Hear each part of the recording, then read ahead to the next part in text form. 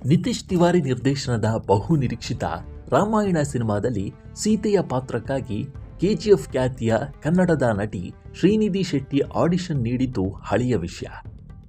ಅಂದಹಾಗೆ ಆ ಪಾತ್ರ ಸಾಯಿ ಪಲ್ಲವಿ ಪಾಲಾಗಿದ್ದ ಹೇಗೆ? ಸೀತೆಯ ಪಾತ್ರವನ್ನ ಶ್ರೀನಿಧಿ ಶೆಟ್ಟಿ ರಿಜೆಕ್ಟ್ ಮಾಡಿದ್ರ? ಈ ಎಲ್ಲ ಕುತೂಹಲದ ಪ್ರಶ್ನೆಯೇ ಈ ಹಿಂದೆಯೇ ಕೆಜಿಎಫ್ ಬೆಡಗಿ ಸ್ಪಷ್ಟನೆಯನ್ನು ನೀಡಿದ್ರು. ಈ ವಿಡಿಯೋ ಈಗ ವೈರಲ್ ಆಗಿದೆ. ಹಾಗಾದರೆ ಶ್ರೀನಿಧಿ ಶೆಟ್ಟಿ ಏನು ಹೇಳಿದ್ರು ಅನ್ನೋ ಸಂಪೂರ್ಣ ಮಾಹಿತಿ ಇಲ್ಲಿದೆ ನೋಡಿ.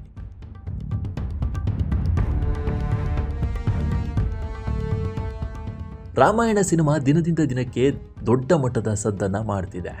ನಿತೀಶ್ ತಿವಾರಿ ನಿರ್ದೇಶನ ಮಾಡ್ತಿರುವ ಈ ಪೌರಾಣಿಕ ದೃಶ್ಯ ಕಾವ್ಯದ ಟ್ರೇಲರ್ ಇತ್ತೀಚೆಗಷ್ಟೇ ರಿಲೀಸ್ ಆಗಿ ಸಿನಿ ಪ್ರಿಯರಲ್ಲಿ ಭಾರೀ ಕುತೂಹಲವನ್ನು ಮೂಡಿಸಿದೆ. ಬಾಲಿವುಡ್ ನಟ ರಣಬೀರ್ ಕಪೂರ್ ರಾಮನಾಗಿ ಮತ್ತು ರಾಕಿಂಗ್ ಸ್ಟಾರ್ ಯಶ್ ರಾವಣನಾಗಿ ನಟಿಸ್ತಾ ಇರುವ ಈ ಸಿನಿಮಾದಲ್ಲಿ ಸೀತೆಯ ಪಾತ್ರ ಯಾರಿಗೆ ಸಿಗಲಿದೆ ಅನ್ನೋದು ಆರಂಭದಿಂದಲೂ ಕುತೂಹಲಕ್ಕೆ ಕಾರಣವಾಗಿತ್ತು.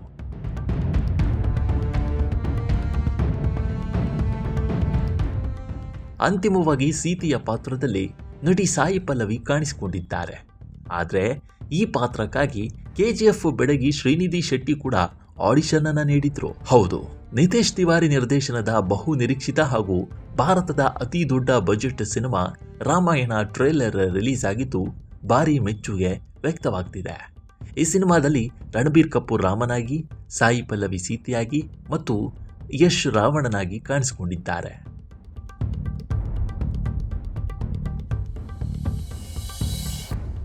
ಅಂದಹಾಗೆ ಈ ಸಿನಿಮಾದಲ್ಲಿ ಸೀತೆಯ ಪಾತ್ರಕ್ಕಾಗಿ ಕನ್ನಡದ ನಟಿ ಕೆಜಿಎಫ್ ಖ್ಯಾತಿಯ ಶ್ರೀನಿಧಿ ಶೆಟ್ಟಿ ಅವರ ಹೆಸರು ಕೇಳಿ ಬಂದಿತ್ತು. ಅವರು ಈ ಪಾತ್ರವನ್ನು ರಿಜೆಕ್ಟ್ ಮಾಡಿದ್ದಾರೆ ಅನ್ನೋ ಗಾಸಿಪ್ಗಳು ಹರಡಿದ್ದವು. ಈ ಕುರಿತು ಶ್ರೀನಿಧಿ ಶೆಟ್ಟಿ ಸ್ಪಷ್ಟನೆ ನೀಡಿದ್ದ ಹಳೆಯ ಸಂದರ್ಶನದ ವಿಡಿಯೋ ಒಂದು ಸೋಷಿಯಲ್ ಮೀಡಿಯಾದಲ್ಲಿ ಸಖತ್ತಾಗಿ ವೈರಲ್ ಆಗ್ತಾ ಇದೆ.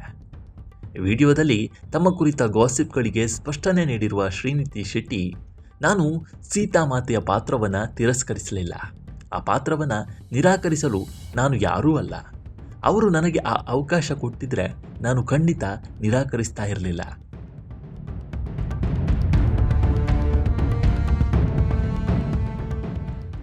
ನಾನು ಕೇವಲ ಆ ಪಾತ್ರಕ್ಕಾಗಿ ಆಡಿಷನ್ ನೀಡಿದ್ದೆ ಅಷ್ಟೇ, ಆದರೆ ಆಯ್ಕೆ ಆಗಿರಲಿಲ್ಲ.